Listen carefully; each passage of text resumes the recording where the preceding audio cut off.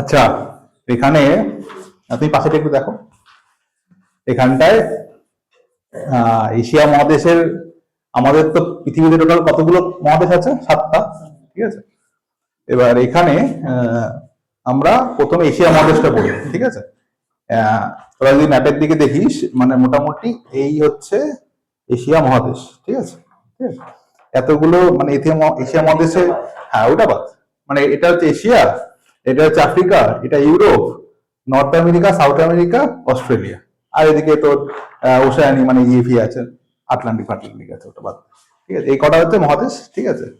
এবার এই মহাদেশের মধ্যে সবকটা আমরা করবো আস্তে আস্তে, কিন্তু মেন আমরা যেহেতু এশিয়া মহাদেশে থাকি, আমরা যেহেতু ভারতে থাকি, ভারত হচ্ছে এশিয়া মহাদেশের পার্ট, ঠিক আছে। তাহলে আমরা এশিয়া মহাদেশ দিয়ে শুরু করবো, ঠিক আছে, কারণ এশিয়া মহাদেশের দেশগুলো সম্বন্ধে আমরা অল্প বিস্তর কিছু জানি। ওকে, তাহলে এশিয়া মহাদেশে যতগুলো দেশ আছে তাদের লিস্ট করা আছে, তাদের ক্যাপিটাল লেখা আছে, এবং তাদের তাদের কি কি কারেন্সি ইউজ করে, অর্থাৎ তাদের মুদ্রার নাম কি সেটাও লেখা আছে, ঠিক আছে। এই তিনটে আমাদেরকে মুখস্থ করতে হবে। ওকে, যদি সব থেকে ভালো হয় তোরা ম্যাপ দেখে মনে রাখিস, ঠিক আছে। মানে এটা এমন ভাবে তৈরি যাতে তোদের বুঝতে অসুবিধা হবে না, ঠিক আছে। কিভাবে দেখ, আমি যদি ম্যাপের দিকে দেখাই, প্রথমে কি আছে? এশিয়া সব থেকে উপরে কি আছে? টপ মোস্ট রাশিয়া, ঠিক আছে। তাহলে প্রথমে কি আছে? রাশিয়া। রাশিয়ার তলায় কি আছে? কাজাকিস্তান এখানে। তারপরে কি আছে? কিরগিজস্তান তোর এখানে, তারপর উজবেকিস্তান, তাজিকিস্তান, ঠিক আছে। মানে মানে পরপর এরকম ভাবে এসে এদিকে এসছে, তারপর এরকম ভাবে এসে নিচে নেমেছে, ঠিক আছে। তাহলে যেভাবে বলা আছে সেভাবে আমরা প্রথমে ম্যাপে দেখবো যে কান্ট্রিটা কোথায় আছে, তার লোকেশনটা মাথার মধ্যে সেট করব, তারপরে আমরা ক্যাপিটাল প্রথমে মুখস্থ করবো, ক্যাপিটাল মুখস্থ হয়ে যাওয়ার পরে আমরা তার কারেন্সি মুখস্থ করবো। বোঝা গেল? বোঝা গেল ব্যাপারটা? তাহলে এখানে বোঝানোর কিচ্ছু নেই। কোন কোন দেশ ম্যাপের মধ্যে কোথায় কোথায় আছে সেগুলো আমরা আগে দেখবো, আগে বুঝবো লোকেশনটা কোথায়, তারপরে আমরা ক্যাপিটাল গুলো প্রথমে মুখস্থ করবো। ওকে, ক্যাপিটাল মুখস্থ হয়ে যাওয়ার পরে তারপরে আমরা কারেন্সি মুখস্থ করবো, ঠিক আছে। একবারে সব করতে যাস না, গোলাবে। ওকে, ক্যাপিটাল মুখস্থ করে তারপর আমরা কারেন্সিতে আসবো, ঠিক আছে। তাহলে এটা হচ্ছে তোদের থাকলো বাড়িতে পড়া এটা। হ্যাঁ, আপাতত ক্যাপিটাল পড়া। হ্যাঁ, হ্যাঁ, সামনের সপ্তাহে ক্যাপিটাল করে আসবে, ঠিক আছে। হিস্ট্রি ক্ষেত্রেও তো লাগবে, পলিটিক্স ক্ষেত্রেও লাগবে, আর ভূগোলে তো লাগবে, ঠিক আছে। ইয়েতে মুখস্থ করে আসলেই সুবিধা, ঠিক আছে। যদি আমরা ম্যাপ দেখে মুখস্থ করি তাহলে সুবিধা, আর যদি ম্যাপ দেখে নাম মুখস্থ করি তাহলে কিন্তু গোলাবে, ঠিক আছে। হয়তো এখন এশিয়ার মধ্যে সেই কটা কান্ট্রি খুব ইজি হয়ে লাগবে, কিন্তু যখন আমরা নর্থ আমেরিকা, সাউথ আমেরিকা সব কটা এখন কভার করবো তখন গোলাবে, আমরা বুঝতে পারবো না। যখন ধর রাশিয়া পড়বো, সাপোজ আমি রাশিয়া পড়ছি বা কাজাকিস্তান পড়ছি, তখন আমাদের মাইন্ডে থাকতে হবে কাজাকিস্তান পড়ছি, আচ্ছা তার মানে রাশিয়ার তলায় অবস্থিত, পাকিস্তান তার মানে ভারতের পাশে অবস্থিত, বুঝে গেছিস? মানে এরকম ভাবে আমাদেরকে মুখস্থ করতে হবে। ওকে, চল তাহলে এটা কিন্তু পরের দিনে পড়া থাকবে, হ্যাঁ, শুধু ক্যাপিটাল। তাহলে আমরা আগের দিন পড়ছিলাম হচ্ছে কি সংবিধান, তাই না? সংবিধান, সংবিধান বলতে আমরা কি বুঝি? সংবিধানে কি লেখা আছে? সংবিধানে কি লেখা আছে? মানুষের অধিকার, আমাদের দেশের নাম কি হবে, তার সিটিজেন কিভাবে পাবো, আমরা নাগরিকত্ব কিভাবে পাবো, আমাদের কি কি অধিকার আছে, ঠিক আছে। যদি আমরা আমরা ভারতবর্ষকে অ্যাজ এ প্রধানমন্ত্রী বা মুখ্যমন্ত্রী হিসেবে শাসন করতে চাই, তাহলে তাদের ক্রাইটেরিয়া কি হবে, এইসব জিনিসগুলো সাধারণত আমরা কোথায় পাই? সংবিধানে পাই। আর আমরা কোন সংবিধান পড়ছিলাম? ভারতের সংবিধান পড়ছিলাম, ঠিক আছে। ভারতের সংবিধান কারা তৈরি করেছে? গণপরিষদ তৈরি করেছে। আমাদের সংবিধান আমরা কবে গ্রহণ করছি? গ্রহণ করছি, গ্রহণ করছি বা অ্যাডপ্ট 1949-এ 26শে নভেম্বর আমরা গ্রহণ করছি বা অ্যাডপ্ট করছি। আর আমাদের সংবিধান কবে লাগু হচ্ছে? 1950 26 জানুয়ারি আমরা আমাদের সংবিধান এফেক্ট হচ্ছে বা আরোপ হচ্ছে, ঠিক আছে। যেদিনকে সংবিধান আমরা গ্রহণ করছি সেই দিনটা আমরা কি হিসেবে পালন করি? কনস্টিটিউশন ডে হিসেবে পালন করি। আর যেদিনকে আমাদের সংবিধান লাগু হয়েছে সেদিনটা আমরা কি হিসেবে পালন করি? রিপাবলিক ডে হিসেবে পালন করি বা প্রজাতন্ত্র দিবস হিসেবে পালন করি, ঠিক আছে। আচ্ছা, তাহলে আমরা আগের দিন দেখছিলাম ভারতের যে সংবিধান সেটা 3টি ভাগে বিভক্ত। কি কি? একটা পার্ট, আর্টিকেল আর শিডিউল। আমাদের সংবিধান হচ্ছে পৃথিবীর সব থেকে বড় লিখিত সংবিধান, মানে এত বড় লিখিত সংবিধান পৃথিবীর কোথাও নেই, ঠিক আছে। সেই জন্য যেরকম ভাবে পৃথিবী এতগুলো মহাদেশ নিয়ে গঠিত, এবার যদি আমরা এটাকে ক্যাটাগরাইজ না করি, বিভিন্ন মহাদেশে ভাগ না করি, তাহলে আমরা বুঝবো কোথায় কোনটা কি আছে। সেই জন্য যেহেতু আমাদের সংবিধান পৃথিবীর সব থেকে বড় লিখিত সংবিধান, সেই বিশালতার জন্য আমরা আমাদের সংবিধানকে 3টি ভাগে ভাগ করেছি। পার্ট মানে হচ্ছে কি ভাগ বা অধ্যায়, তারপরে হচ্ছে আর্টিকেল বা ধারা বা অনুচ্ছেদ, এবং শিডিউল বা তফসিল, ঠিক আছে। যখন আমাদের সংবিধান আমরা গ্রহণ করছি অর্থাৎ 26 জানুয়ারি 1949, তখন আমাদের কতগুলো পার্ট ছিল? 26 নভেম্বর, হ্যাঁ, কতগুলো পার্ট ছিল? 22টা। আর্টিকেল কতগুলো ছিল? আর শিডিউল কতগুলো ছিল? 8টা। আর যদি বলি বর্তমানে কতগুলো পার্ট আছে? আর আর্টিকেল কতগুলো আছে? আর শিডিউল কতগুলো আছে? 12টা। অর্থাৎ আমাদের সংবিধান 25খানা পার্টে বিভক্ত। পার্টগুলো অনেকগুলো আর্টিকেল, অর্থাৎ 448খানা আর্টিকেলে বিভক্ত, যেগুলি আর্টিকেলে লেখা পসিবল হয়নি, অর্থাৎ কিছু অ্যাডিশনাল ইনফরমেশন যেগুলো আমরা আর্টিকেলে লিখতে পারিনি, সেগুলো আমরা কোথায় লিখেছি? শিডিউলের মধ্যে লিখেছি। শিডিউল কতগুলো আছে? 12খানা আছে। যখন সংবিধান আমরা গ্রহণ করছি তখন 8খানা ছিল, এখন 12খানা আছে, ঠিক আছে, বোঝা গেল? আচ্ছা, তাহলে আগের দিন আমরা কি দেখছিলাম যে ভারতের সংবিধান কিভাবে এলো। এমন তো নয় যে 1947 সালে আমাদের দেশ স্বাধীন হলো আর তখনই আমাদের মাথায় বুদ্ধি এলো যে আমাদের দেশের জন্য একটা সংবিধান তৈরি করতে হবে, আমরা সংবিধান রচনা করলাম। এরকম তো হয় না। এটা একটা সুদূর প্রসারী চিন্তাধারা থাকে, আস্তে আস্তে আস্তে আস্তে সেটা আমরা আমাদের মানুষের মধ্যে আসে, তাই না? তাহলে এই যে ভারতীয় সংবিধান কোথা থেকে এলো বা ভারতীয় সংবিধানের ব্যাকগ্রাউন্ড কি বা ভারতীয় সংবিধানের পটভূমি কি, এটা নিয়ে আমরা আগের দিন ক্লাসে আলোচনা করছিলাম, ঠিক আছে। আমরা বলেছিলাম এই যে ভারতবর্ষ বা এই ভারতবর্ষ যার জন্য আমরা ভারতের সংবিধান পড়ছি, অর্থাৎ যে আইনটা সমস্ত ভারতবর্ষে লাগু হবে, এরকম প্রথম শুরু করেছিল কারা? ইউরোপীয়রা। ইউরোপীয় আসার আগে এই সমস্ত ভারতবর্ষ কি একত্রিত ছিল? ছিল না। ধর নর্থ ইন্ডিয়া থেকে শাসন করছে, সাউথ ইন্ডিয়া থেকেও শাসন করছে, পাকিস্তান দিয়ে কেউ শাসন করছে, আর বাংলা থেকে কেউ শাসন করছে, মানে আলাদা আলাদা টেরিটরিতে ডিভাইডেড ছিল। মানে সমগ্র একত্রিত ভারত একজন মাত্র শাসক কেউ ছিল না। ছিল কি? ছিল না। যেহেতু ছিল না, সেহেতু সমস্ত ভারতের জন্য সংবিধান সূত্রপাত তখনও হয়নি। তাহলে সমস্ত ভারতের জন্য সংবিধান রচনা সূত্রপাত বা পথিকৃৎ কারা? ইউরোপীয়রা। আমরা বলেছি, আমরা আগের দিন ক্লাসে ডিসকাস করেছিলাম যে ভারতীয় সংবিধানে পথিকৃৎ হচ্ছে ইউরোপীয়রা। আর আমাদের দেশে টোটাল 5টা ইউরোপীয় দেশ বা 5টা ইউরোপীয় জাতি আমাদের ভারতে এসেছিল। আলোচনা করেছিলাম কি কি। প্রথমে কি এসেছিল? পর্তুগিজ। পর্তুগিজরা কার হাত ধরে ভারতে আসে? Vasco da Gama. কত সালে? 1498। ভাস্কো ডা গামা কোন দেশের নিবাসী? পর্তুগালের নিবাসী। পর্তুগালে যারা নিবাসী তাদেরকে আমরা কি বলি? পর্তুগিজ বলি। কত সালে এসেছিল? 1498। তারপরে কে এসছে? ওলন্দাজ কে আমরা, ওলন্দাজ কোথাকার অধিবাসী? কোন দেশে? নেদারল্যান্ড। নেদারল্যান্ড কত সালে ভারতে এসেছিল? 1605। ওলন্দাজের পর কে আছে? ইংরেজরা। ইংরেজরা কোথাকার নিবাসী? কোন দেশের? ব্রিটেনের নিবাসী। ব্রিটেন বা ইউকে। ইউকে কতগুলো কিংডম নিয়ে গঠিত? কি কি? ইউকে। ইউকে মানে কি? আমরা সব কাউন্ট্রি বলি না ইউকে। এর ফুল ফর্ম কি, মানে ইউনাইটেড কিংডম, মানে অনেকগুলো কিংডমকে যখন আমরা একত্রিত করছি এটাকে বলছি আমরা ইউনাইটেড কিংডম। তাহলে টোটাল 4টে কিংডম নিয়ে ইউকে গঠিত।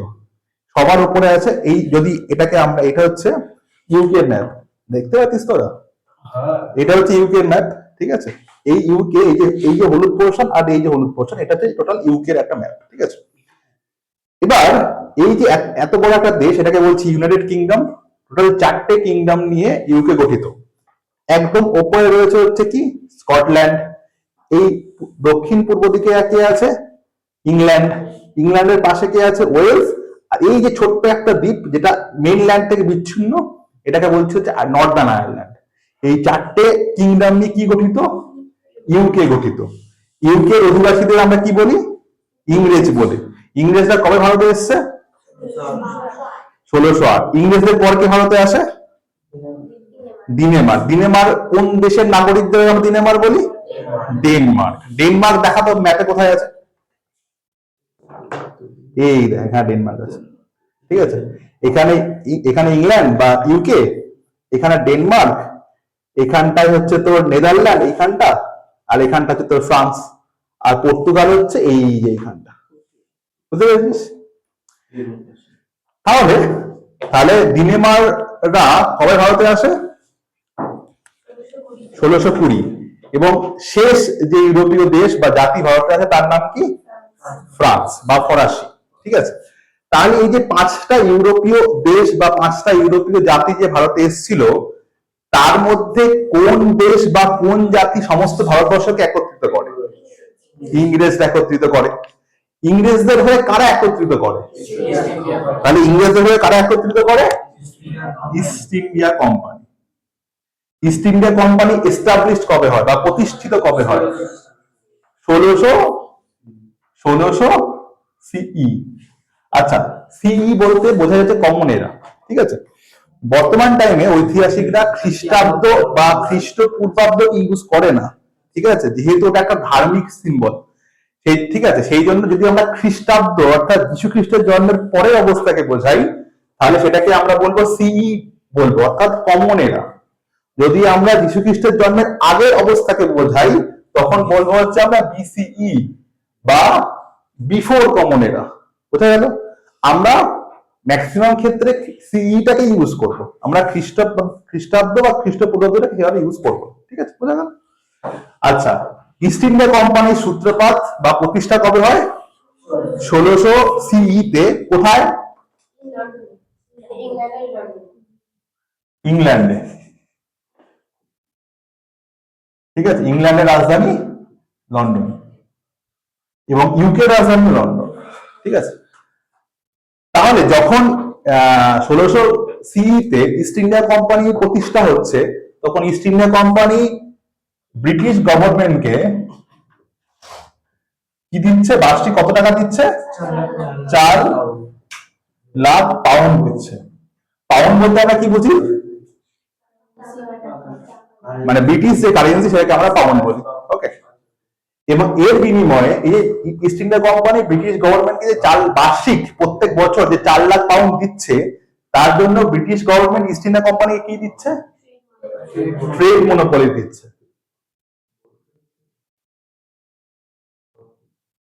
মনোপলি মানে কি, একচেটিয়া বাণিজ্যের অধিকার। কোথায় একচেটিয়া বাণিজ্যের অধিকার, কোথাকার, ইন্ডিয়া এবং ইস্ট এশিয়ান কান্ট্রি। এই ফোন রাখ, ঠিক আছে। তাহলে 1600 সিই তে ইংল্যান্ডে ইস্ট ইন্ডিয়া কোম্পানি প্রতিষ্ঠিত হচ্ছে, তখন ইস্ট ইন্ডিয়া কোম্পানি ব্রিটিশ গভর্নমেন্টকে বার্ষিক 4,00,000 পাউন্ড দিচ্ছে, এবং তার বদলে ব্রিটিশ গভর্নমেন্ট ইস্ট ইন্ডিয়া কোম্পানিকে দিচ্ছে হচ্ছে কি, ট্রেড মনোপলি, অর্থাৎ ভারত এবং ইস্ট এশিয়ান কান্ট্রিতে একমাত্র ইংরেজ কোম্পানি যার নাম হচ্ছে ইস্ট ইন্ডিয়া কোম্পানি সেই বাণিজ্য করবে। অন্য কোনো ইংরেজ কোম্পানি ভারত এবং ইস্ট এশিয়ান কান্ট্রিতে বাণিজ্য করতে পারবে না। এটাকে বলা হচ্ছে ট্রেড মনোপলি, বোঝা গেল। আচ্ছা, তখন ইস্ট ইন্ডিয়া কোম্পানি একটা কি পার্ট ছিল, একটা পিওরলি কমার্শিয়াল বডি ছিল, তাই তো। তখন ইস্ট ইন্ডিয়া কোম্পানি পিওরলি একটা কমার্শিয়াল বডি ছিল, মানে কমার্শিয়াল মানে সে শুধুমাত্র বাণিজ্য করতো, আর কিছু করতো না। এরপরে 1608 খ্রিস্টাব্দে সে ভারতে আসে। এরপরে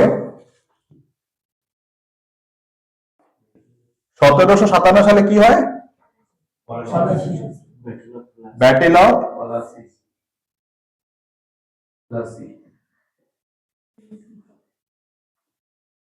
পলাশি হচ্ছে, ঠিক আছে। ব্যাটেল অফ পলাশি কার কার মধ্যে হচ্ছে আমরা সবাই জানি, ইস্ট ইন্ডিয়া কোম্পানি, সিরাজ এবং ইস্ট ইন্ডিয়া কোম্পানি। এখানে ইস্ট ইন্ডিয়া কোম্পানি জয়লাভ করছে। পরবর্তীকালে 1764 কি হচ্ছে? ব্যাটেল অফ বক্সার হচ্ছে। কার কার মধ্যে হচ্ছে? মীর কাসিম, শাহ আলম সেকেন্ড এবং অযোধ্যার নবাব সুজাউদ্দৌলা। বাংলার নবাব মীর কাসিম, মুঘল সম্রাট দ্বিতীয় শাহ আলম এবং অযোধ্যার নবাব সুজাউদ্দৌলার সাথে কার হচ্ছে? East India company. এখানেও ইস্ট ইন্ডিয়া কোম্পানি জয়লাভ করছে। যেহেতু এখানে ইস্ট ইন্ডিয়া কোম্পানি জয়লাভ করছে, সেই জন্য 1765 সালে কি হচ্ছে? ইস্ট ইন্ডিয়া কোম্পানি এবং মুঘল সম্রাট শাহ আলম তৃতীয়, ইস্ট ইন্ডিয়া কোম্পানি এবং মুঘল সম্রাট দ্বিতীয় শাহ আলমের সাথে একটা চুক্তি বা ট্রিটি হচ্ছে। তার নাম কি? Treaty of Allahabad.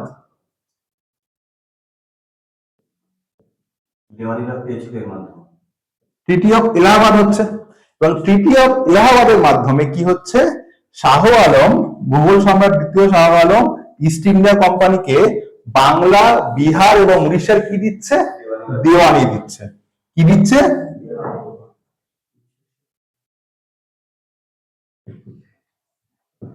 কি দিচ্ছে? দেওয়ানি মানে কি? দেওয়ানি মানে অনুমতি দেওয়া ব্যবসা করা না, দেওয়ানি মানে রেভিনিউ। রেভিনিউ মানে ট্যাক্স। অর্থাৎ বাংলা, বিহার, উড়িষ্যার যে ট্যাক্স হবে সেটা কে নেবে? সেটা নবাব নেবে না, সেটা কে নেবে? কোন সন্ধি অনুসারে? কত সালে হয়েছিল সন্ধিটা? কার কার মধ্যে হয়েছিল?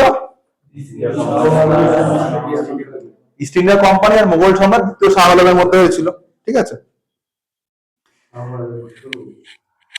আচ্ছা,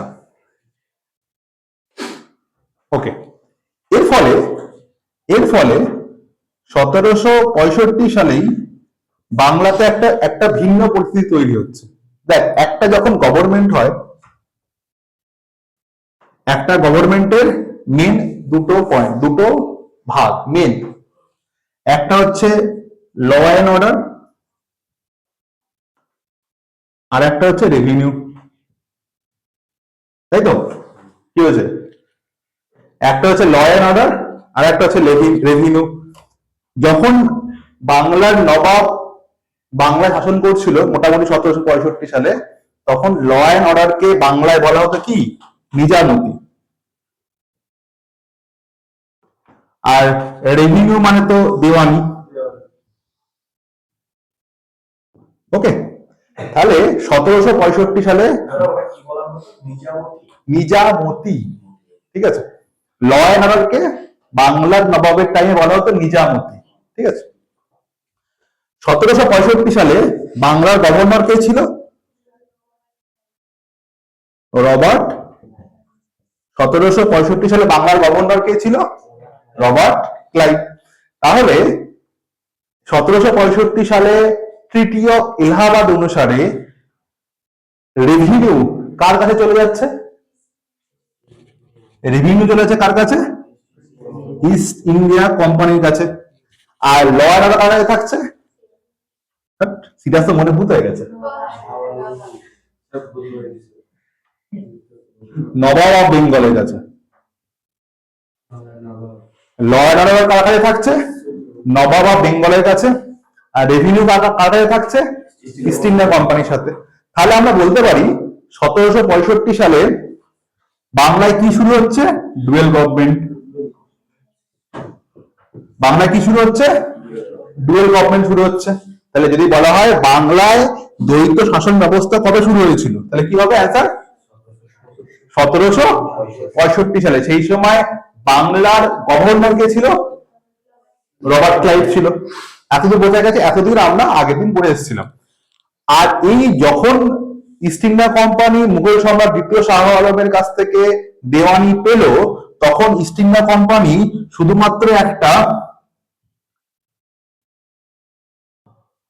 কমার্শিয়াল বডি ছিল না, কমার্শিয়াল বডির পাশাপাশি সে একটা পলিটিক্যাল অর্গানাইজেশনে রূপান্তরিত হলো। যখন ইস্ট ইন্ডিয়া কোম্পানি মুঘল সম্রাট দ্বিতীয় শাহ আলমের কাছ থেকে বাংলা, বিহার এবং উড়িষ্যার দেওয়ানি পেল, তখন ইস্ট ইন্ডিয়া কোম্পানি শুধুমাত্র একটা বাণিজ্যিক প্রতিষ্ঠান ছিল না, তখন সে বাণিজ্যিক প্রতিষ্ঠানের পাশাপাশি একটা রাজনৈতিক প্রতিষ্ঠানে রূপান্তরিত হলো। অর্থাৎ 1765 আস্তে আস্তে ইস্ট ইন্ডিয়া কোম্পানি ব্যবসাও করছিল, আবার রাজনীতিতে অংশগ্রহণ করছিল। অর্থাৎ তার কাছে এখন দুখানা পাওয়ার আছে, একটা কমার্শিয়াল আর একটা হচ্ছে পলিটিক্যাল। তাহলে যখন 1708 ইস্ট ইন্ডিয়া কোম্পানি ভারতে এসেছিল, সে তার শুধুমাত্র কমার্শিয়াল পাওয়ার ছিল, অর্থাৎ সে শুধু ব্যবসা করতে ভারতে এসেছিল। কিন্তু প্রায় 150 বছর পরে ইস্ট ইন্ডিয়া কোম্পানি কমার্শিয়ালের পাশাপাশি তার কাছে পলিটিক্যাল পাওয়ারটাও চলে এলো। কার মাধ্যমে? এই ট্রিটি অফ এলাহাবাদের মাধ্যমে বাংলায়। এটা বলা যেতে পারে দাদা যে ইস্ট ইন্ডিয়া কোম্পানি পলিটিক্যাল যে শুরুটা শুরু হয়েছিল ভারতবর্ষের দিকে, সেটা বলে দ্বিতীয় শাহ আলমের হাত ধরে হয়েছে। সেটা আমরা বলতে পারি ট্রিটি অফ এলাহাবাদের হাত ধরে বা দ্বিতীয় শাহ আলমের হাত ধরে হয়েছিল। মানে পলাশির যুদ্ধ ছিল হচ্ছে তার ফার্স্ট স্টেপ। পলাশির যুদ্ধ হচ্ছে ফার্স্ট স্টেপ, মানে ইন্ডিয়া অধিকার করার প্রথম ধাপ হচ্ছে পলাশির যুদ্ধ, ঠিক আছে? কিন্তু ফাইনাল স্টেপ যদি আমরা বলি, সেটা হচ্ছে ব্যাটল অফ বক্সার, ঠিক আছে? যদি battle of boxer east India company না জিততো, তাহলে কিন্তু ইস্ট ইন্ডিয়া কোম্পানি সমগ্র ভারতবর্ষটাকে অধিকার করতে পারত না, ঠিক আছে? আমরা দেখবো। এতদূর আমরা পড়ে এসেছি, এতদূর কারোর কোনো কনফিউশন, কারোর কোনো প্রশ্ন কিছু আছে? কিচ্ছু নেই তো? পলাশির যুদ্ধটা কেন হয়েছিল সেটা তো হিস্ট্রি পার্ট, ঠিক আছে?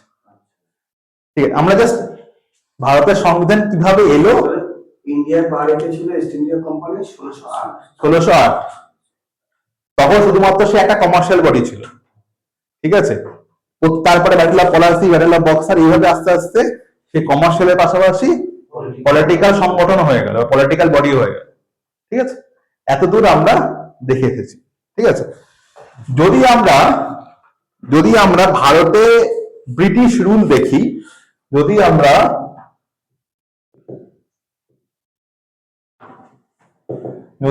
ভারতে ব্রিটিশ রুল দেখি, তাহলে সেটা শুরু হয়েছিল 1757 থেকে 1947 পর্যন্ত, তাই তো? যদি আমরা ব্রিটিশ রুল দেখি তাহলে প্রায় 200 বছর, ঠিক আছে? যদি আমরা হ্যাঁ, যদি আমরা ভারতে ব্রিটিশ রুল দেখি, তাহলে এটা সূত্রপাত হয়েছিল 1757 সাল থেকে নিয়ে 1947 পর্যন্ত ভারতে ব্রিটিশ রুল, ঠিক আছে? এটাই বুঝলাম।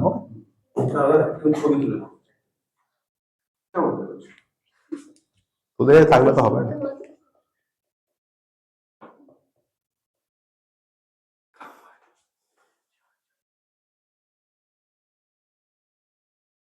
আচ্ছা,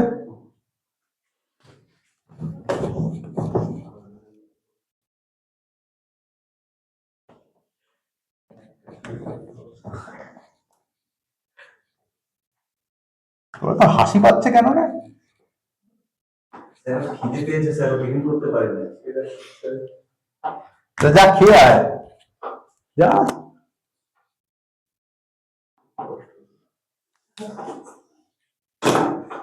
এতটা আমরা দেখে এসেছিলাম, ঠিক আছে?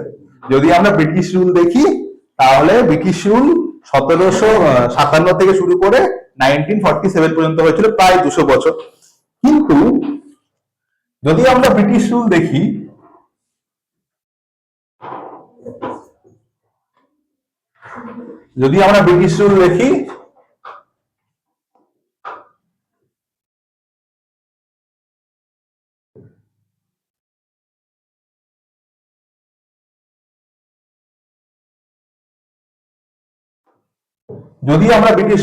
As a law making process হিসেবে বা আইন তৈরির ক্ষেত্রে যদি আমরা ব্রিটিশ রুলকে দেখি, তাহলে এটা শুরু হয়েছিল 1773 থেকে শুরু করে 1947 পর্যন্ত। ওকে, যদি আমরা ব্রিটিশ রুল দেখি তাহলে সেটা শুরু হয়েছিল 1757 থেকে 1947। কিন্তু যদি আমরা আইন তৈরির ক্ষেত্রে বা ল মেকিং অনুযায়ী যদি আমরা ব্রিটিশ রুল দেখি, তাহলে সেটা শুরু হয়েছিল 1773 থেকে শুরু করে 1947 পর্যন্ত।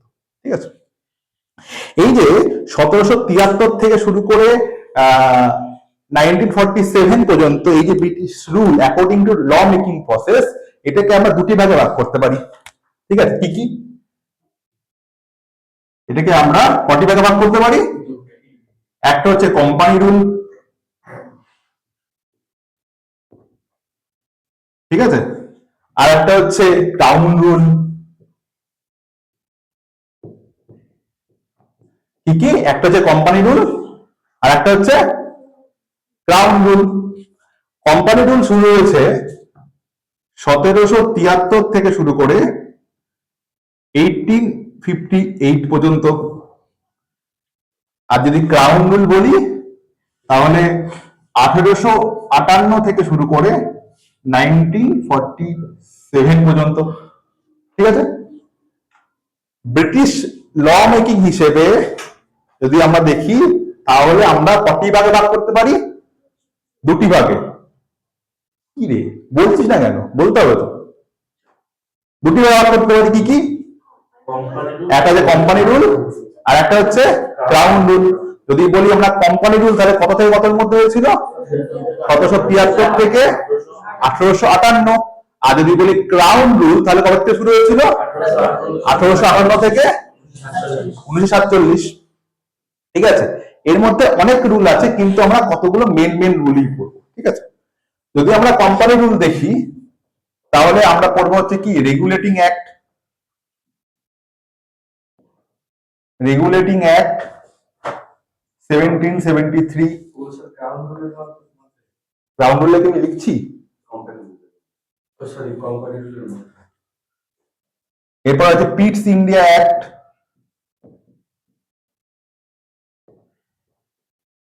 1784। তারপর হচ্ছে চার্টার অ্যাক্ট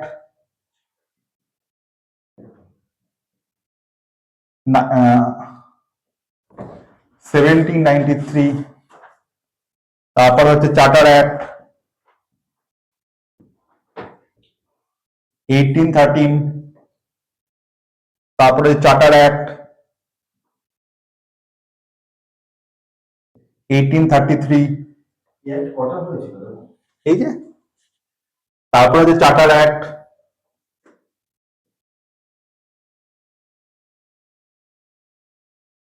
1853। ঠিক আছে, এগুলো হয়ে গেল কোম্পানি রুলের মধ্যে মেন যে আইনগুলো। এবার যদি আমরা বলি ক্রাউন রুলের ক্ষেত্রে, তাহলে প্রথমে হচ্ছে কি? Government of India act, government of India act 1858। হ্যাঁ, ভারত শাসন আইন বলে। ঠিক আছে, সেকেন্ড হচ্ছে Indian council act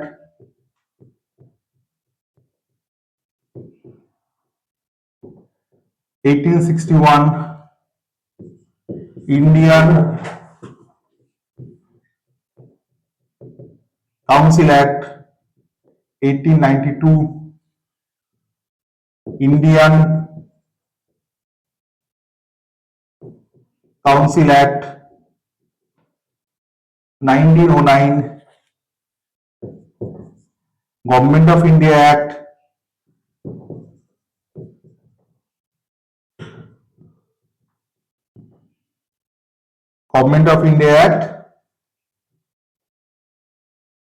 1919।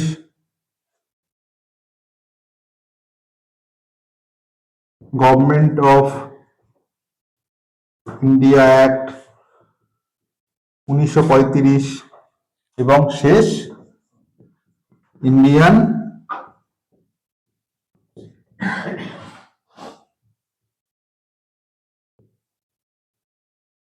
Indian independence act 1947।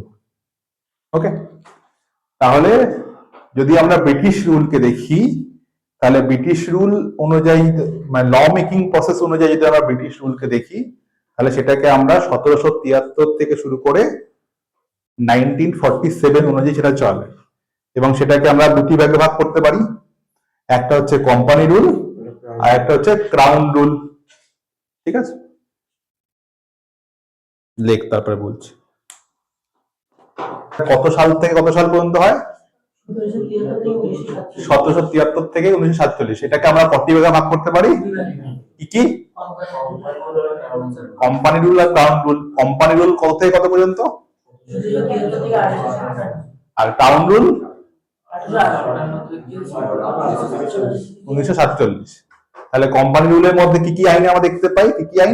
Regulating act, east India act, charter act, charter act 93, 1813, 1833 এবং 1853। চার্টার অ্যাক্টকে বাংলায় বলে যে সনদ আইন। ঠিক আছে, বাংলায় কি বলে? সনদ আইন। হ্যাঁ হ্যাঁ, সেটা আমরা দেখবো। ঠিক আছে, এটা একটা কোম্পানি রুল বা ইস্ট ইন্ডিয়া রুল। এটা এবার হচ্ছে ক্রাউন রুল। ক্রাউন রুল প্রথমে আমরা কি দেখবো? গভর্নমেন্ট অফ ইন্ডিয়া অ্যাক্ট বা ভারত শাসন আইন 1858। তারপর ইন্ডিয়ান কাউন্সিল অ্যাক্ট বা ভারতীয় পরিষদ আইন 1861, 1892, 1909, government of act 1919, Indian government of India 1935 এবং সবার শেষে ইন্ডিয়ান ইন্ডিপেন্ডেন্স অ্যাক্ট বা ভারতীয় স্বাধীনতা আইন 1947। এই হয়েছে আমাদের ভারতীয় সংবিধানের পটভূমি বা ভারতীয় সংবিধানের ব্যাকগ্রাউন্ড। ঠিক আছে, তাহলে আমরা শুরু করবো কোনটা দিয়ে? কোনটা দিয়ে? হ্যাঁ, রেগুলেটিং অ্যাক্ট দিয়ে শুরু করবো। ঠিক আছে, রেগুলেটিং অ্যাক্টটা থেকে তোদের কি মনে হচ্ছে? কেন এই অ্যাক্টটা আনা হয়েছে বলতো দেখি।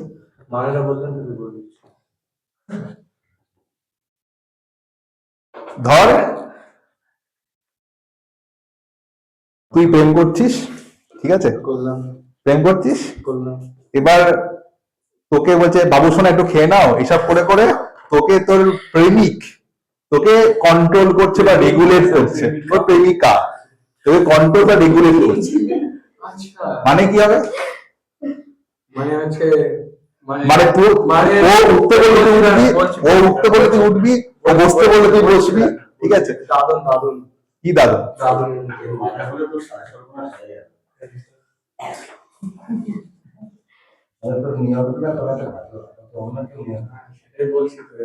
মানে হচ্ছে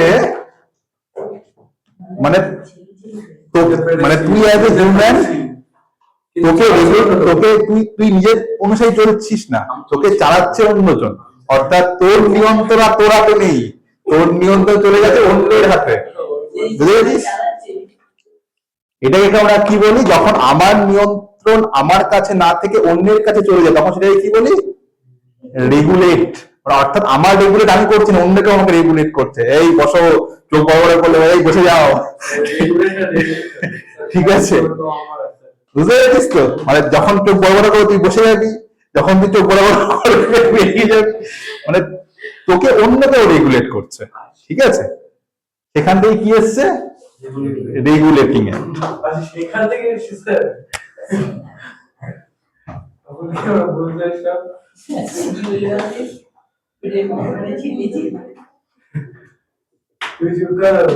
কত সালে এসেছিল রেগুলেটিং অ্যাক্ট?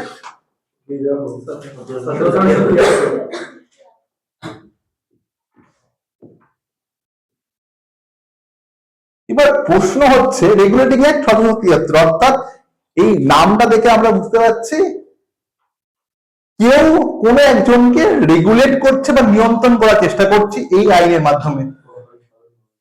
তাহলে কে কাকে নিয়ন্ত্রণ করছে? আর হঠাৎ করে যে প্রথম আইনটা আসলো তার নাম রেগুলেটিং অ্যাক্টই কেন দেওয়া হলো? প্রশ্ন কি আসছে মনের মধ্যে?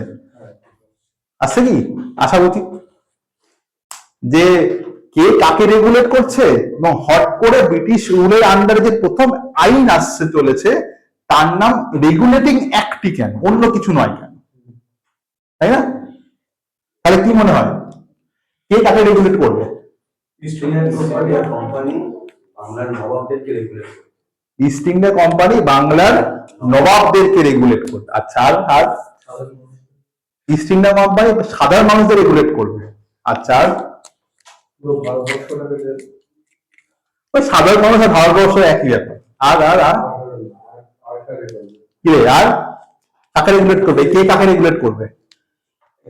যখন এই 1773 সালের কথা বলা হচ্ছে, হ্যাঁ, সেই সময় তো ভারতবর্ষের সাধারণ মানুষ তো ইস্ট ইন্ডিয়া কোম্পানিকে সরাসরি চিনতো না, নবাবদেরকে চিনতো। কারণ তখন তো নবাবদের বা স্বাধীন নবাবদের তখন রাজত্ব ছিল, নবাবদের উপরে তখন ইস্ট ইন্ডিয়া কোম্পানির প্রভাব ছিল।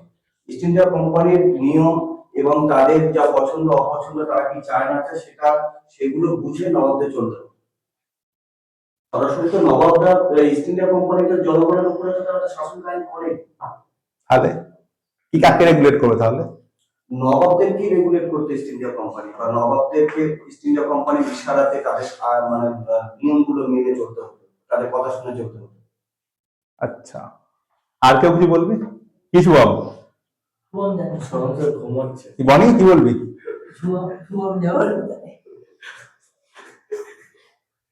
বল বনি, বল, কি হবে, কি হবে, কি মনে হচ্ছে, কি মনে হচ্ছে, ভাব, কি মনে হচ্ছে? দাদা তো একটা বললো, ঠিক আছে, তুই ভাব, তোর কি মনে হচ্ছে? আমরা দাদাকে সমর্থন করি। সমর্থন করছিস? তোর নিজের আলাদা করে কিছু মনে হচ্ছে না? যেরকম তোকে তোর গার্লফ্রেন্ড রেগুলেট করছে, সেরকম ভাবে আলাদা কিছু মনে হচ্ছে না?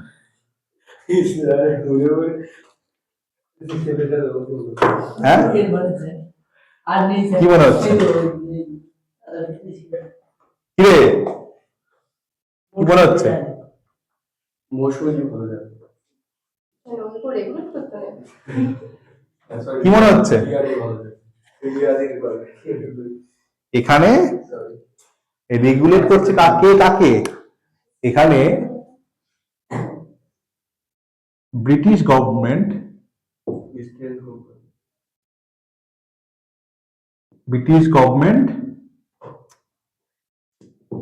রেগুলেট করছে ইস্ট ইন্ডিয়া কোম্পানিকে। ব্রিটিশ গভর্নমেন্ট রেগুলেট করছে ইস্ট ইন্ডিয়া কোম্পানিকে, অর্থাৎ ব্রিটিশ গভর্নমেন্ট যদি বলে তুমি এটা করো, এটা ইস্ট ইন্ডিয়া কোম্পানিকে করতে হবে, ঠিক আছে? তাহলে সেটা কেন, এরকম অবস্থাটা আসার কারণ কি? অর্থাৎ এত সুন্দর একটা কোম্পানি যে এত প্রফিট করছে, তাকে হট করে ব্রিটিশ গভর্নমেন্ট কেন রেগুলেট করতে চাইছে? এর মেইনলি তিনটে কারণ আছে, ঠিক আছে? ছোট্ট করে দেখি, ঠিক আছে? তিনটি কারণ। একটা বিষয় হচ্ছে, যদি আমরা প্রথম কারণ দেখি, তাহলে 1770 সিই বা 1176 সন, এই সময় কি হচ্ছে? সন 1770 সিই বা খ্রিস্টাব্দ বা 1176 সন বা বঙ্গাব্দ, ঠিক আছে? তাহলে এই সময় কি হচ্ছে? এই সময় বাংলায় দুর্ভিক্ষ হচ্ছে। এই সময় কি হচ্ছে? বাংলায় দুর্ভিক্ষ হচ্ছে। কি হচ্ছে এই সময়? বাংলায় দুর্ভিক্ষ হচ্ছে। যেহেতু এটা 1176 সন বা 1176, তখন বঙ্গাব্দ আসেনি, আমরা বঙ্গাব্দ ধরে নিই, 1176 সন বা 1176 বঙ্গাব্দ, যেহেতু 76 সালে হয়েছিল, সেই জন্য এটাকে আমরা কি বলি? 76-এর মন্বন্তর। তাহলে যদি বলা হয় 76-এর মন্বন্তর ইংরেজি অনুযায়ী কত সালে ঘটেছিল? 1770 সালে ঘটেছিল। কোথায় ঘটেছিল? বাংলায় ঘটেছিল। আর দুর্ভিক্ষ মানে কি হয়?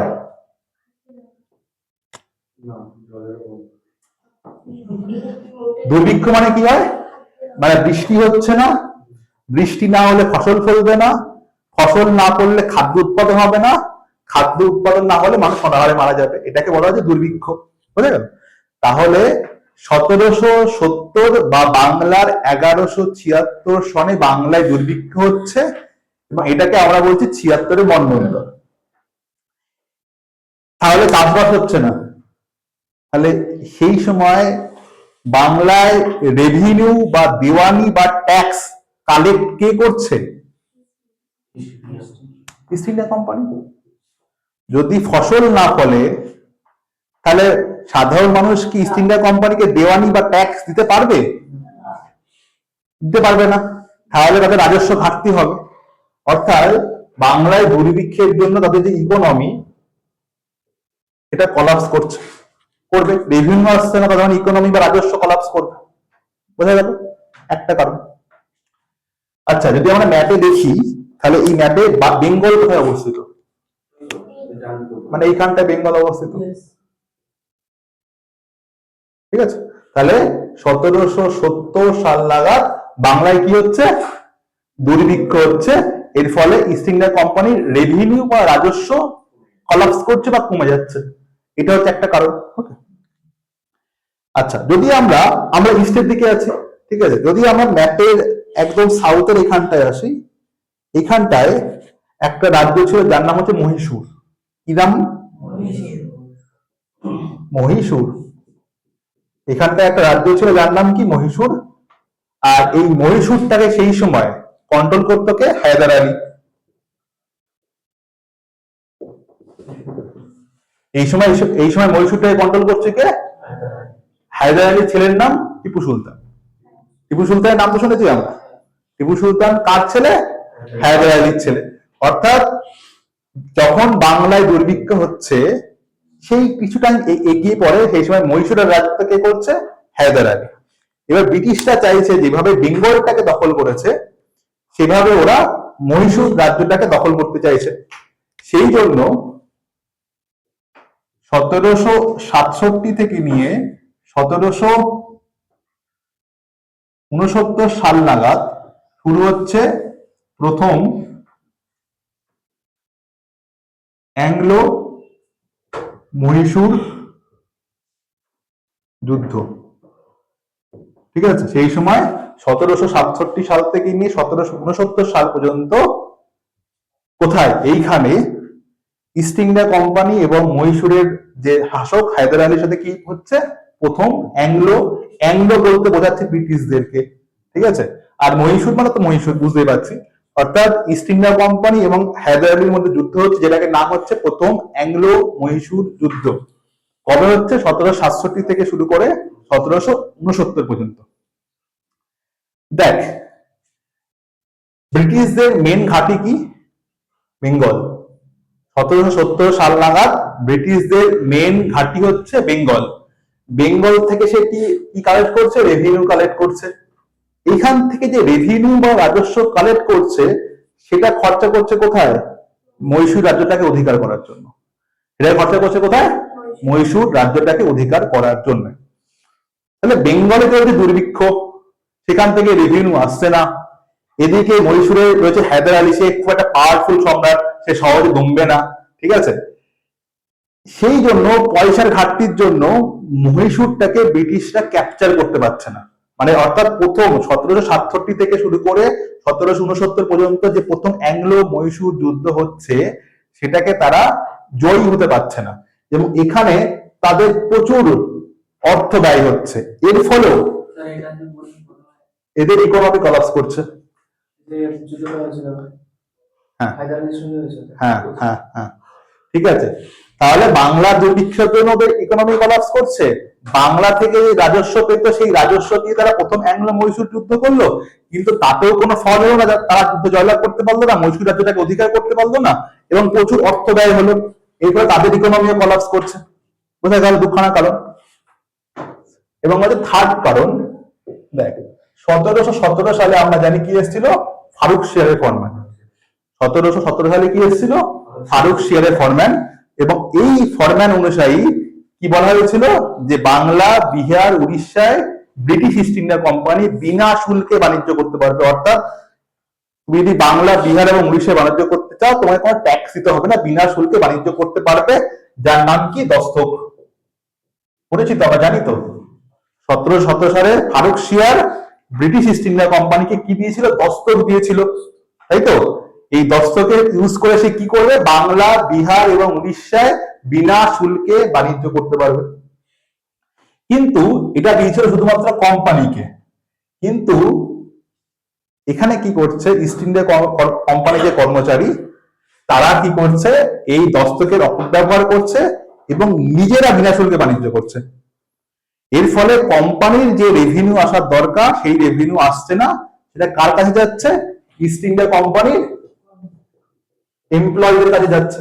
ঠিক আছে, তাহলে এভাবেও একটা রেভিনিউর ঘাটতি হচ্ছে, এভাবে একটা রেভিনিউ ঘাটতি হচ্ছে। অর্থাৎ রেগুলেটিং অ্যাক্ট আসার আগে আমরা দেখছি যে ইস্ট ইন্ডিয়া কোম্পানি যে একটা খুব তার ইকোনমি,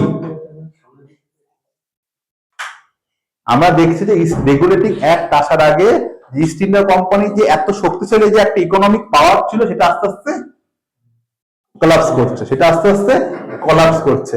যেখানে ইস্ট ইন্ডিয়া কোম্পানি ব্রিটিশ গভর্নমেন্টকে বলেছিল আমি বার্ষিক 4 লাখ টাকা দেবো, ঠিক আছে, সেখানে 4 লাখ টাকাও দিতেই পারছে না, 4 লাখ পাউন্ড, সেখানে 4 লাখ পাউন্ড তো দিতেই পারছে না, উল্টে ইস্ট ইন্ডিয়া কোম্পানি ব্রিটিশ গভর্নমেন্টের কাছে 1 লাখ টাকা লোন চাইছে। ঠিক আছে, 4 লাখ টাকা দিতেই পারছে না, উল্টে ব্রিটিশ গভর্নমেন্ট ভালো কি করছিস, কি শুনছি তো। শুনছিস তো, কি বললাম বলতো, কি বললাম, কি পড়ালাম, কি পড়ালাম, কি পড়ালাম, কি কি ওই তো কি 4 লাখ টাকা। হ্যাঁ 4 লাখ টাকা কি, জাগ জাগ জাগ।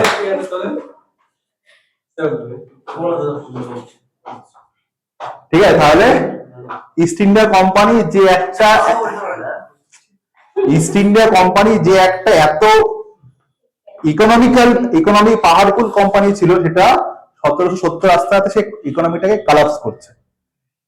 এবং ইস্ট ইন্ডিয়া কোম্পানি যেখানে ব্রিটিশ গভর্নমেন্টকে বলেছিল আমি তোমাকে বার্ষিক 4 লাখ পাউন্ড তোমাকে টাকা দেবো, উল্টে সে 4 লাখ পাউন্ড দিতেই পারছে না, উল্টে সে দিচ্ছে কি আরো 1 লাখ টাকা লোন চাইছে। এবং ব্রিটিশ গভর্নমেন্ট এত সুন্দর একটা কোম্পানিকে সে হারাতে চাইছে না। ঠিক আছে, সেই জন্য ইস্ট ইন্ডিয়া কোম্পানিকে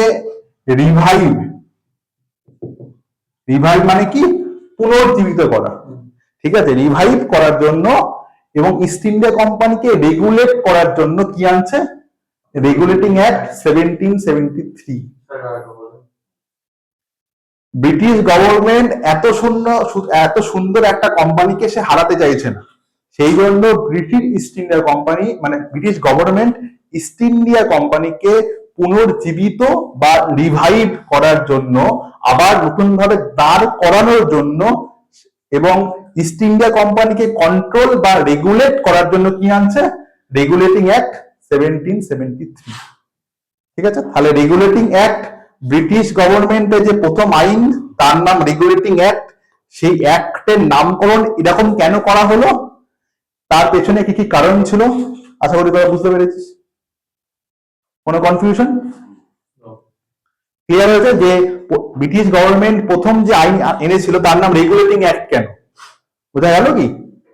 ঠিক আছে, ওকে, মুছবো। আমরা দেখলাম প্রথমত 76-এর মন্বন্তর, প্রথম হচ্ছে 76-এর মন্বন্তর, তারপরে হচ্ছে প্রথম অ্যাংলো মহীশূর যুদ্ধে কোনো রেজাল্ট না পাওয়া এবং ইস্ট ইন্ডিয়া কোম্পানির কর্মচারীদের কারাপশন, এই 3টে কারণের জন্য ইস্ট ইন্ডিয়া কোম্পানি দেউলিয়া বা ব্যাংক রাফটের দিকে গিয়েছিল। সেই কোম্পানিটাকে পুনর্জীবিত করার জন্য, যেরকম ভাবে আমরা দেখছি না যে আমাদের এখন টেলিকম ইন্ডাস্ট্রিতে তো টোটাল 3খানা প্লেয়ার আছে, একটা হচ্ছে জিও, একটা হচ্ছে এয়ারটেল, একটা হচ্ছে ভিআই। ঠিক আছে, 3টে কোম্পানি আছে মেনলি। ঠিক আছে, এবার সরকার আমরা দেখেছি যে ভিআই এর অনেক দেনা হয়ে গেছে, তাই না? এবার সে কি করছে, ভিআই বলছে গভর্নমেন্টকে বলছে আপনি আমাদেরকে সাহায্য করুন, না হলে আমরা ব্যাংকরাপ্ট বা দেউলিয়া ঘোষণা করবো। শুনছি তো আমরা প্র্যাকটিক্যাল এক্সাম্পল। গভর্নমেন্ট কোনোভাবেই চাইছে না যে ভিআই দেউলিয়া বা ব্যাংকরাপ্ট হয়ে যায়, সেই জন্য গভর্নমেন্ট কি করছে, ভিআই কে বিভিন্ন ভাবে সাহায্য করছে তাকে বাঁচানোর জন্য। ঠিক সেরকম ভাবে ইস্ট ইন্ডিয়া কোম্পানি যাতে দেউলিয়া বা ব্যাংকরাপ্ট না হয়ে যায়, সেই জন্য ব্রিটিশ গভর্নমেন্ট ইস্ট ইন্ডিয়া কোম্পানিকে বাঁচানোর জন্য বা পুনরুদ্ধার করার জন্য বা রিভাইভ করার জন্য সে কি করছে, রেগুলেটিং অ্যাক্ট 1773 আনছে। বোঝা গেল এতটা যে কেন প্রথমে অ্যাক্টের নাম রেগুলেটিং অ্যাক্ট। আশা করি ক্লিয়ার, কোনো সমস্যা নেই। No sir. স্যার ধরেন স্যার, হ্যাঁ বল বল বল। ওইটা ধরেন না, হ্যাঁ সমস্যা নেই, ধরেন ধরবো তো লাস্টে, সবার আগে শুভমকে ধরবো, না পারলে পায়ে কামড়ে দাঁড় করে দেবো। চল আচ্ছা, রেগুলেটিং অ্যাক্টে ঢোকার আগে আমরা একটুখানি দেখে নেবো যে রেগুলেটিং অ্যাক্ট আসার আগে ইস্ট ইন্ডিয়া কোম্পানি ভারতবর্ষে কেমন ভাবে কাজ করছে, তারপর আমরা রেগুলেটিং অ্যাক্টে ঢুকবো। দেখ, ইস্ট ইন্ডিয়া কোম্পানি একটা কি কোম্পানি, তাই তো? যেরকম ভাবে জিও একটা কোম্পানি, তাই তো? যেরকম ভাবে জিও একটা কোম্পানি, সেরকম ভাবে ইস্ট ইন্ডিয়া কোম্পানি একটা কোম্পানি, সেম।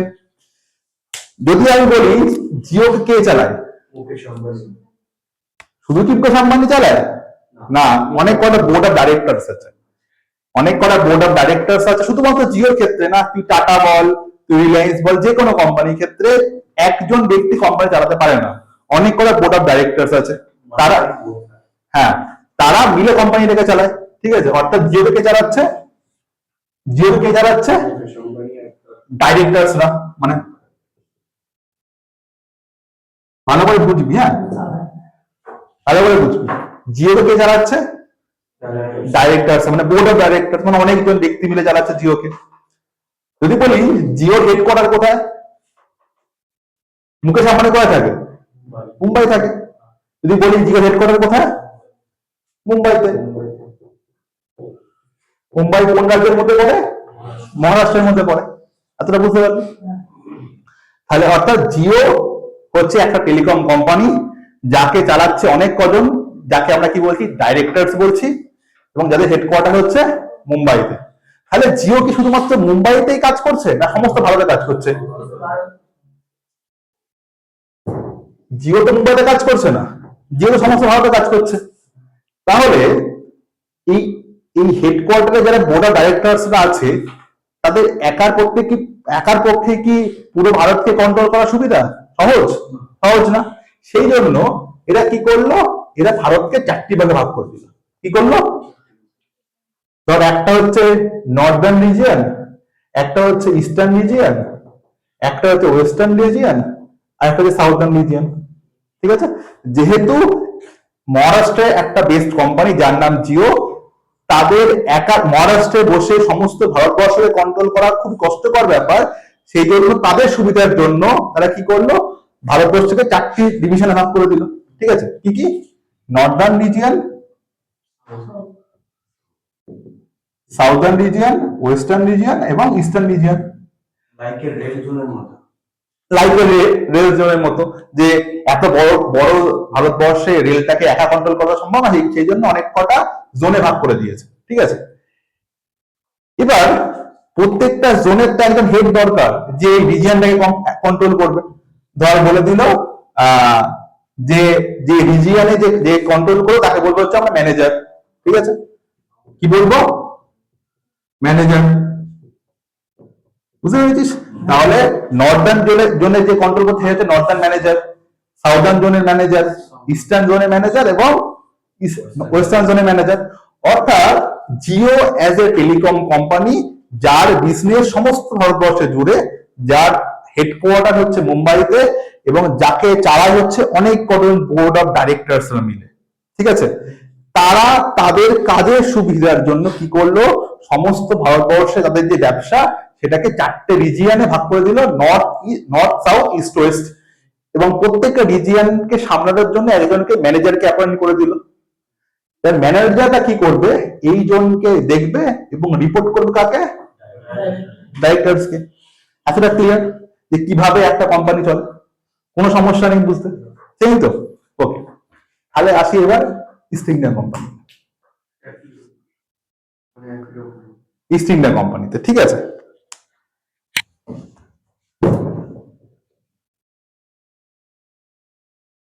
যদি আমরা বলি 1773 সালে যখন রেগুলেটিং অ্যাক্ট এসেছিল, তার আগে ইস্ট ইন্ডিয়া কোম্পানি দ্বারা, আচ্ছা তারপরে আসছে, ইস্ট ইন্ডিয়া কোম্পানি হচ্ছে একটা কোম্পানি যার হেডকোয়ার্টার কোথায়, মানে সেটা কোথায় তৈরি হয়েছিল, জিও কোথায় তৈরি হয়েছে, মুম্বাই মহারাষ্ট্রে। তাহলে হচ্ছে ইস্ট ইন্ডিয়া কোম্পানি কোথায় তৈরি হয়েছে, লন্ডন ইউকে তে বা ব্রিটেনে। তাহলে ইস্ট ইন্ডিয়া কোম্পানি হেডকোয়ার্টার কোথায় হবে, হেডকোয়ার্টার হচ্ছে কোথায়, লন্ডন ইউকে তে। ক্লিয়ার? যেরকম ভাবে জিওকে চালাচ্ছে কারা, ডাইরেক্টরসরা, এরকম ইস্ট ইন্ডিয়া কোম্পানি কারা চালাবে, কারা চালাবে, কারা চালাবে, ডাইরেক্টরসরা। কিন্তু এখানে এর নাম বলা হচ্ছে কোর্ট অফ ডাইরেক্টর। এখানে কাকে কি বলা হচ্ছে, কোর্ট অফ ডাইরেক্টরস। আমরা যেরকম ভাবে দেখলাম জিও কোম্পানিকে অনেকজন ডাইরেক্টররা মিলে চালাচ্ছে, ঠিক সেরকম ভাবে ইস্ট ইন্ডিয়া কোম্পানিকে অনেকজন ডাইরেক্টর মিলে চালাচ্ছে। কজন, 24 জন। কজন, 24 জন।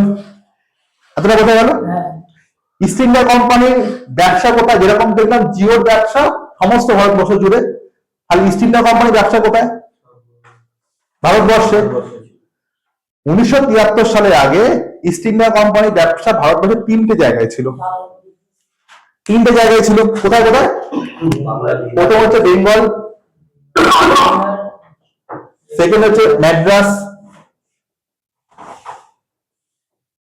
এন্ড থার্ড হচ্ছে বম্বে। ঠিক আছে? 1973 সালের আগে ভারতে ইস্ট ইন্ডিয়া কোম্পানি বিজনেস কত জায়গায় ছিল, তিনটে জায়গায় ছিল। কি কি, কি কি, বেঙ্গল, ম্যাড্রাস এন্ড বম্বে। ম্যাড্রাসের বর্তমান নাম কি, চেন্নাই। ম্যাড্রাসের বর্তমান নাম চেন্নাই। চেন্নাই কার রাজধানী, হ্যাঁ কার রাজধানী, কি বলছিস কার রাজধানী চেন্নাই, চেন্নাই কার রাজধানী, তামিলনাড়ুর রাজধানী। জোরে বলতে হবে তো, চেন্নাই কার রাজধানী, তামিলনাড়ুর রাজধানী। চেন্নাইয়ের আগের নাম কি, ম্যাড্রাস। ঠিক আছে? বোম্বের বর্তমান নাম কি, মুম্বাই কার রাজধানী, মহারাষ্ট্র। ঠিক আছে? আর বেঙ্গলের এখনকার রাজধানীর নাম কি, ওয়েস্ট বেঙ্গলের, কলকাতার আগের নাম কি ছিল, কলকাতার আগের নাম কি ছিল, ক্যালকাটা ছিল। ঠিক আছে? কি তাহলে ইস্ট ইন্ডিয়া কোম্পানি হচ্ছে একটা কোম্পানি, ঠিক জিওর মতো। জিও যেরকম হেডকোয়ার্টার মহারাষ্ট্রে, ইস্ট ইন্ডিয়া কোম্পানি হেডকোয়ার্টার কোথায়, লন্ডনে। জিওকে যেরকম অনেকজন ডাইরেক্টরসরা মিলে চালায়, ইস্ট ইন্ডিয়া কোম্পানিকে কারা চালায়, court of directors. Court of ডাইরেক্টরের সংখ্যা কত, 24 জন। যেরকম ভাবে ইস্ট ইন্ডিয়া জিও সমস্ত ভারতে রাজত্ব করছে, সমস্ত ভারত ব্যবসা করছে, এবং তাদের চারটে রিজিয়নে ভাগ করেছে, ইস্টার্ন, ওয়েস্টার্ন, নর্থ, সাউথ রিজিয়নে ভাগ করেছে। ঠিক সেরকম ভাবে ইস্ট ইন্ডিয়া কোম্পানি যেখানে রাজত্ব করছে সেটা তিনটে জায়গায় রাজত্ব করছে, বেঙ্গল, বম্বে এবং ম্যাড্রাস। এটাকে কি বলা হচ্ছে, এটাকে বলা হচ্ছে প্রেসিডেন্সি।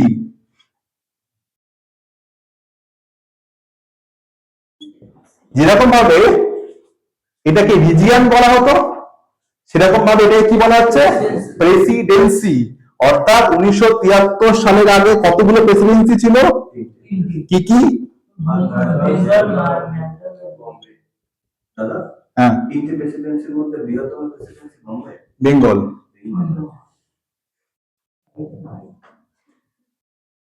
ঠিক আছে? বোঝা গেল এতদূর, ক্লিয়ার, কোনো সমস্যা নেই। তাহলে আমরা দেখছিলাম জিওতে যারা Northern region, southern region, western region এবং ইস্টার্ন রিজিয়নে এই ব্যবসাটাকে দেখাশোনা করার জন্য কে ছিল, ম্যানেজার। ঠিক সেরকম ভাবে বেঙ্গল, ম্যাড্রাস এবং বোম্বের ব্যবসাটাকে দেখাশোনা করার কে ছিল, গভর্নর। কে ছিল, গভর্নর।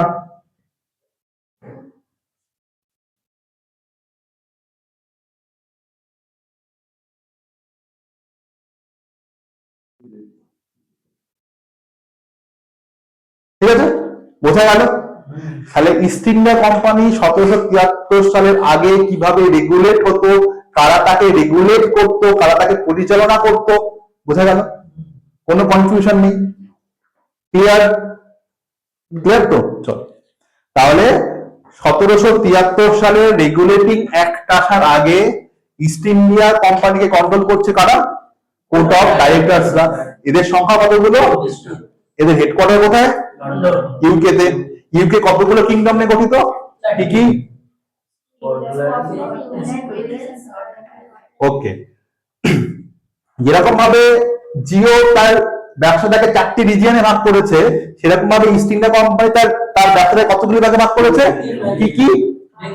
বেঙ্গল, ম্যাড্রাস, বম্বে। এখানে যেরকম এটাকে বলা হচ্ছে রিজিয়ন, এটাকে কি বলা হচ্ছে? প্রেসিডেন্সি। এখানে যেরকম বলা হচ্ছে নর্দার্ন রিজিয়ন, এটাকে কি বলা হচ্ছে? প্রেসিডেন্সি। এখানে যেরকম রিজিয়নে দায়িত্ব পালন করছে কে? ম্যানেজার। এখানে প্রেসিডেন্সির দায়িত্ব পালন করছে কে? গভর্নর। বোঝা গেল? কোনো কনফিউশন? কোশ্চেন আছে। হ্যাঁ অবশ্যই। এটা হলো গভর্নর তো ছিলেন, হ্যাঁ কিন্তু পরবর্তীকালে ভাইসরয়দেরকে আনা হয়েছিল কেন? ওটা আবার আসছি। ক্রমশ প্রকাশ্য, ক্রমশ প্রকাশ্য। দিদিও বলছে, দিদিও মাথা যন্ত্রণা করছে। কি হয়েছে দাদা? রেগুলেটিং একটা শেষ করে দেবো। হ্যাঁ, প্রথম 30 হয়ে গেছে। 15 মিনিট, 15 মিনিট। 15 মিনিট হলে তারা বাইরে আগে তো ধরে যাচ্ছিলাম না, 1 মিনিটের জন্য সে দূর। আমি বলেছি ছেড়ে দেবো, ব্যাস। বুঝতে পারবো না তো। চল এটা কথা বলে লেট হবে আরো। কথা যত বলবি তত আরো লেট হবে। 45 দেবেন তো আমার সাথে। মুছি এটা। 45 দেবেন স্যার। স্যার তোদের ট্রেন কটায়? 14। যেতে লাগবে 8 ঘন্টা। হ্যাঁ, তাহলে ব্যাস। আমি ঠিক টাইম থেকে ছেড়ে দেবো। আগের দিন স্যার 1 মিনিটও বাকি ছিল না। পেয়ে তো গেছিস, ব্যাস। আবার কি? তো মরে যাচ্ছি আর 15 মিনিট দিদি যাচ্ছি না।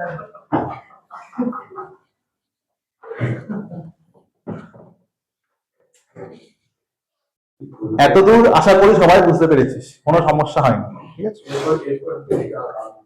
এবার আসলে হচ্ছে রেগুলেটিং অ্যাক্ট। ঠিক আছে, এবার আসি রেগুলেটিং অ্যাক্টে। ওকে চল তাহলে আমরা দেখলাম কি যে ভারতে বেঙ্গলে দ্বৈত শাসন ব্যবস্থা বা ডুয়েল গভর্নমেন্ট চলছে কার সময় থেকে? রবার্ট ক্লাইভের সময় থেকে, 1765 থেকে। যখন রেগুলেটিং অ্যাক্ট আসছে তখন বেঙ্গলে ডুয়েল গভর্নমেন্ট বা দ্বৈত শাসন ব্যবস্থাকে অ্যাবলিশ করে দেওয়া হচ্ছে। যখন রেগুলেটিং অ্যাক্ট আসছে তখন বেঙ্গলে ডুয়েল গভর্নমেন্ট বা দ্বৈত শাসন ব্যবস্থাটাকে কি করা হচ্ছে? অ্যাবলিশ করে দেওয়া হচ্ছে। তাহলে দ্বৈত শাসন ব্যবস্থা কিরকম ছিল? ল অ্যান্ড অর্ডার বা নিজামতি দেখবে কে? বাংলার নবাব। দেওয়ানি বা রাজস্ব বা রেভিনিউ দেখবে কে? East India company. এটাকে অ্যাবলিশ করে দেওয়া হচ্ছে। এবং ল রেভিনিউ তো ইস্ট ইন্ডিয়া কোম্পানির কাছে ছিলই, ল এর আন্ডারটা ছিল না, ল এর আন্ডার ছিল নবাবের হাতে। তখন ইস্ট ইন্ডিয়া কোম্পানি নবাবকে বলছে তুমি এবার রিটায়ার করে যাও, এবং নবাবকে পেনশন দিচ্ছে। এবং নিজামতি বা law and order British East India company নিজের হাতে তুলে নিচ্ছে।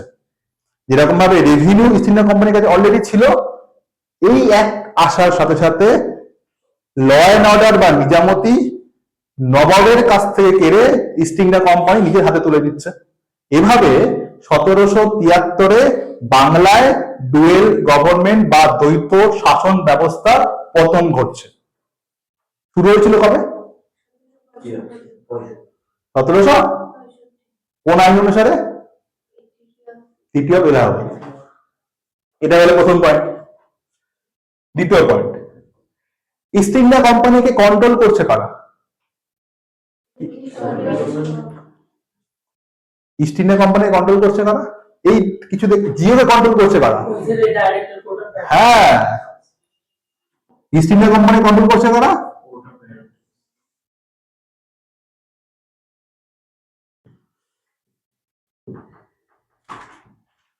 Court of directors. Court of directors এর হেডকোয়ার্টার কোথায়? লন্ডন। লন্ডন। এবং এদের সদস্য সংখ্যা কত? 24। 24। ভারতে ইস্ট ইন্ডিয়া কোম্পানির কতগুলো রিজিয়ন বা কতগুলো ডিভিশন ছিল বা প্রেসিডেন্সি ছিল? 3টে। বেঙ্গল, বম্বে মাদ্রাস, বম্বে, এন্ড ম্যাড্রাস। এবং প্রত্যেকটা রিজিয়ন বা প্রত্যেকটা প্রেসিডেন্সিতে ম্যানেজ করার জন্য কে ছিল?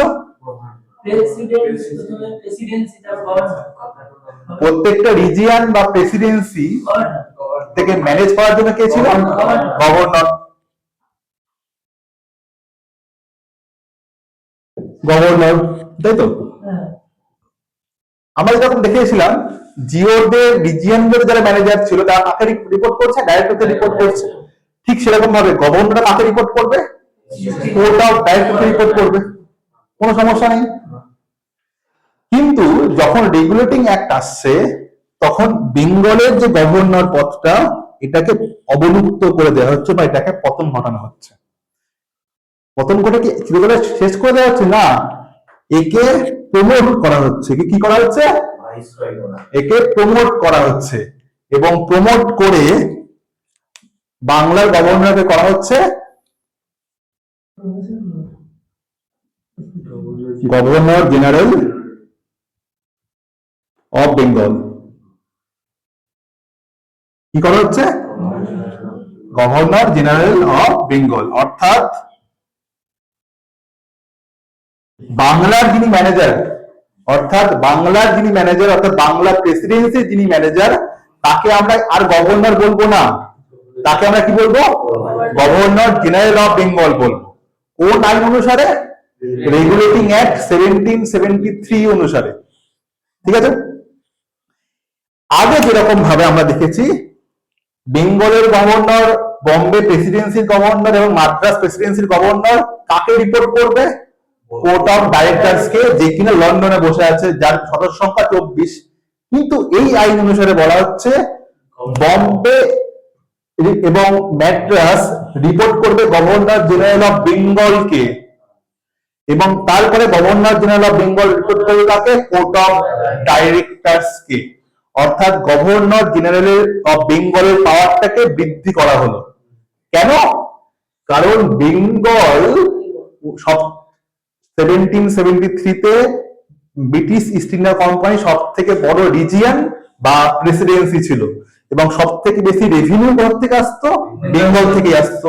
সেই জন্য বেঙ্গল মানে গভর্নর অফ বেঙ্গলের পদটাকে পরিবর্তন করে গভর্নর জেনারেল অফ বেঙ্গল করা হচ্ছে এবং তার ক্ষমতা অনেক বৃদ্ধি করা হচ্ছে। এবং আগে যেখানে বলা হয়েছিল যে বেঙ্গল, বম্বে এবং ম্যাড্রাসের গভর্নররা ডাইরেক্ট কোর্ট অফ ডাইরেক্টরসকে রিপোর্ট করবে, এখন বলা হচ্ছে বম্বে এবং ম্যাড্রাসের গভর্নররা গভর্নর জেনারেল অফ বেঙ্গলকে রিপোর্ট করবে, গভর্নর জেনারেল অফ বেঙ্গল তারপরে কোর্ট অফ ডাইরেক্টরসকে রিপোর্ট করবে। ঠিক আছে? এবার যদি বলি এরা দুজন তখনও তো গভর্নর ছিল। হ্যাঁ, তখন গভর্নর ছিল, শুধু বাংলার গভর্নরের পদটা চেঞ্জ হয়ে গেল গভর্নর জেনারেল অফ বেঙ্গল। ঠিক আছে? এবং যদি বলা হয় বাংলার প্রথম গভর্নর জেনারেল অফ বেঙ্গল কে, যদি বলা হয় প্রথম গভর্নর জেনারেল অফ বেঙ্গল কে, তাহলে কি হবে? গভর্নর জেনারেল অফ বেঙ্গল কে, তাহলে কি বলা হবে? এর নামে কলকাতাতে রাস্তাও আছে, রাস্তার নামও আছে। প্রথম governor general of Bengal K? Mountbatten তো তখন মাউন্টব্যাটেনের জন্মই হয়নি।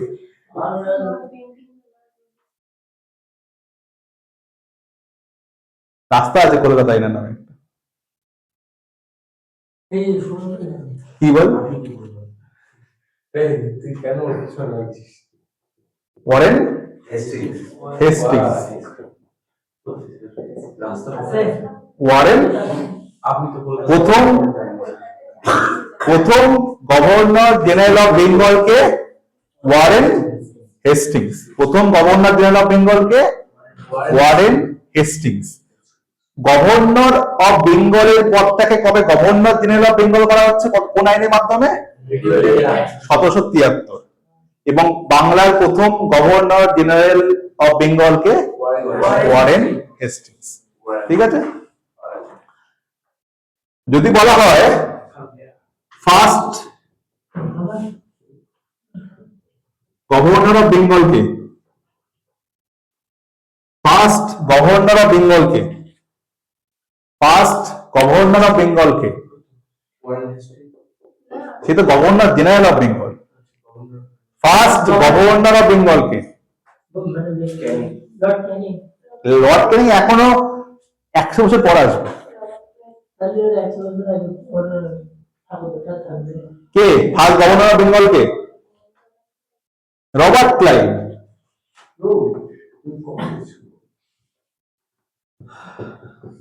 ফার্স্ট গভর্নর অফ বেঙ্গলকে যদি বলা হয় লাস্ট গভর্নর অফ বেঙ্গলকে, যদি বলা হয় last governor of বেঙ্গলকে,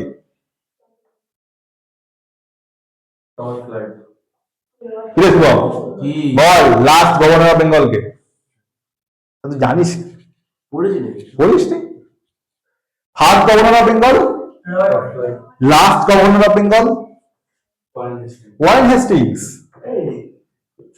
last governor of Bengal, আর যদি বলা হয় first governor general of Bengal, মানে যে লাস্ট গভর্নর ছিলেন তাকে প্রমোট করে ওটা করা। হ্যাঁ ঠিক আছে। অর্থাৎ রেগুলেটিং অ্যাক্ট আসার আগে বেঙ্গলের গভর্নর ছিল ওয়ারেন হেস্টিংস। এই হ্যাঁ হয়ে গেছে। আচ্ছা এই সময়তেই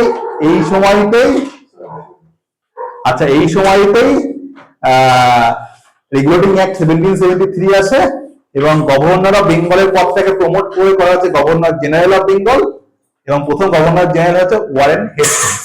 ঠিক আছে। তাহলে এতদূর কি ক্লিয়ার? আশা করি কোনো সমস্যা? পরের দিন একটু হাতে টাইম নিয়ে আসবি, হ্যাঁ 5:30 বাজতে পারে, আগের থেকে আমি বলে দিচ্ছি। আর এটা পরে আসবি।